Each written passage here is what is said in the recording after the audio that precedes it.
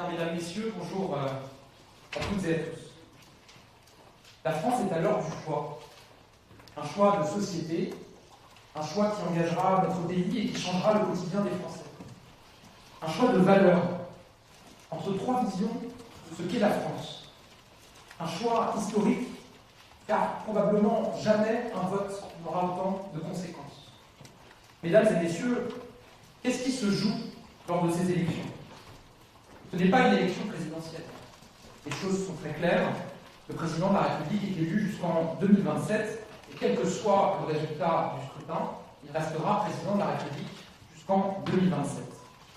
Cette élection, c'est le choix de votre gouvernement, c'est le choix de votre Premier ministre, c'est le choix du projet de société que vous souhaitez. Aujourd'hui, ce choix est très clair. Il n'y a que trois blocs, trois alternatives claires.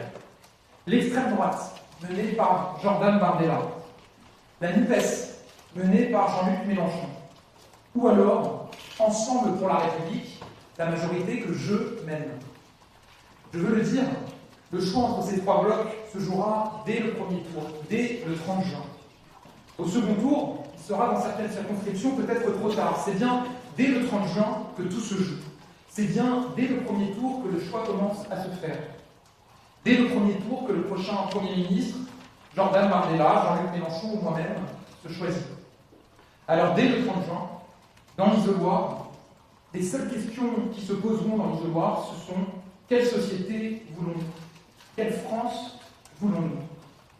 Aujourd'hui, avec vous, je voulais parler aux Français, dans les yeux, du jour d'après. Le jour d'après, si l'extrême droite de Jordan Bardella l'emporte. Le jour d'après, si la NUPES de Jean-Luc Mélenchon l'emporte. Le jour d'après, si ma majorité, Ensemble pour la République, l'emporte. Si je veux parler directement aux Français, c'est parce que depuis le début de cette campagne, je crois qu'en réalité, nous sommes les seuls à le faire. Les seuls à parler de vos problèmes, de nos défis, et à proposer des solutions. Les seuls qui parlent de vos quotidiens et de comment les améliorer. Les seuls, quand les autres ont été perdus pendant des jours ou des semaines dans des combines d'appareils. Alors, le jour d'après, c'est dire concrètement ce qui se passera dans notre pays et dans nos vies. D'abord, je veux le dire, ma majorité, mes candidats, sont les seuls à faire preuve de cohérence et à avoir une ligne claire dans cette campagne. En votant pour les candidats de ma majorité, en votant pour les candidats Ensemble pour la République, vous savez pour qui et pourquoi vous votez.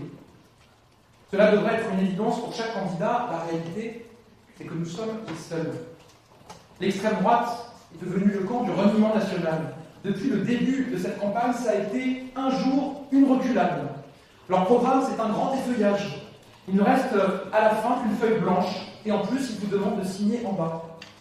Quant à Jordan Bardella, il a affirmé qu'il n'était pas prêt à gouverner, en tout cas qu'il n'était prêt à gouverner que si la situation était facile. Il n'était pas prêt à servir la France et les Français sous toutes les conditions. Il fallait que ce soit facile. Quand on fuit les difficultés, on n'est pas prêt à gouverner. Le Rassemblement national, c'est l'impréparation. C'est le brouillon et le brouillard. L'extrême droite, c'est faire un saut dans le vide pour les Français.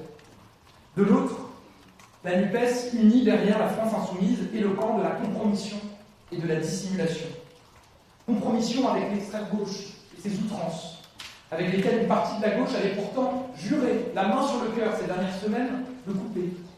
Compromission sur les valeurs, en s'alliant sur un projet irréaliste et dévastateur pour notre économie.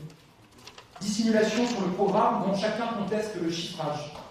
Et dissimulation en maintenant un écran de fumée sur l'identité du locataire de Matignon en cas de victoire de la NUPES.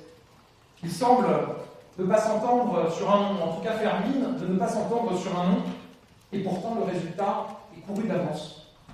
Ils l'ont dit eux-mêmes, le plus grand groupe de la NUPES choisira le Premier ministre. Le groupe qui a le plus de candidats et le plus de sortants, c'est la France insoumise. C'est elle qui a d'ores et déjà imposé son programme et ses idées aux autres partis de gauche. Et donc, en cas de victoire de la NUPES, le Premier ministre, ce serait nécessairement Jean-Luc Mélenchon.